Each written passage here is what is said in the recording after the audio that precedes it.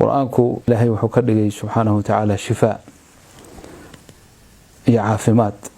zamankan aan ku jirnana waa zaman cudurradu ay bateen waliba cudurrada macnawiga ah ama qalbiga insaanka ama marad nafsaaniga ayaa dadka ugu batay asbaabteeduna waa iska daahir oo taacada ilaahay oo yaraatay وبعد القرآن كفضله سلام كوبي كرو جلسنا لقوم كوبي كرو فدينا لقوم كوبي كرو وحكوا بكرانا مجرو لأنه وكلام الله وكلمات الله لا نهاية لها أصلا إلهي وكأنه شيء سبحانه جل جلاله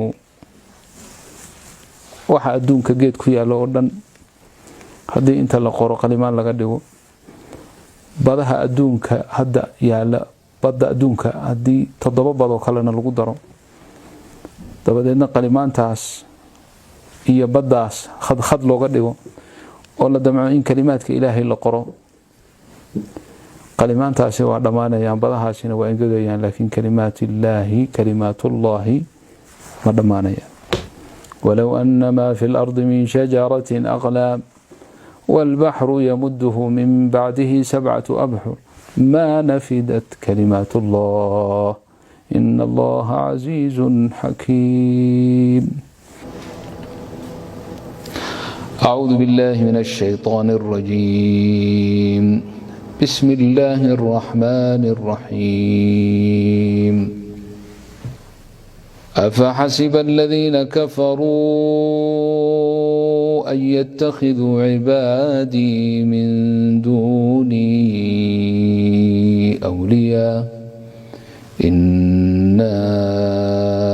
أعتدنا جهنم للكافرين نزلا قل هل ننبئكم بالأخسرين أعمالا الذين ضل سعيهم في الحياة الدنيا وهم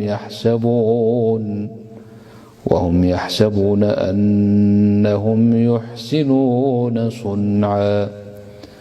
أولئك الذين كفروا بآيات ربهم ولقائه فحبطت أعمالهم فلا نقيم لهم يوم القيامة وزنا ذلك جزاؤهم جهنم بما كفروا واتخذوا آياتي ورسلي هزوا إن الذين آمنوا وعملوا الصالحات كانت لهم جنات الفردوس نزلا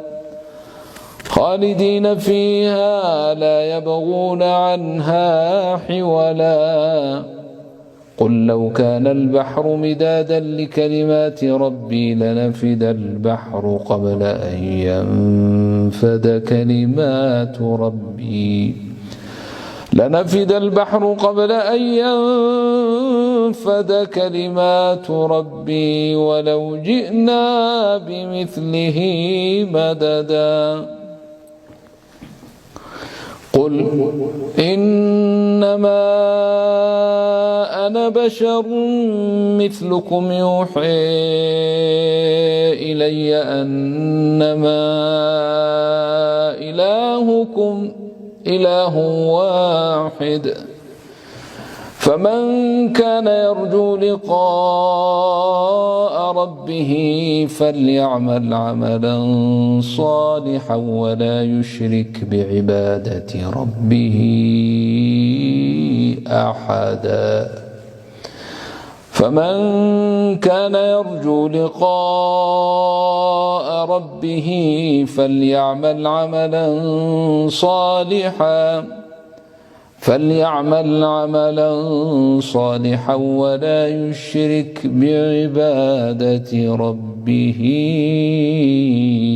أحدا صدق الله العظيم برواية خلف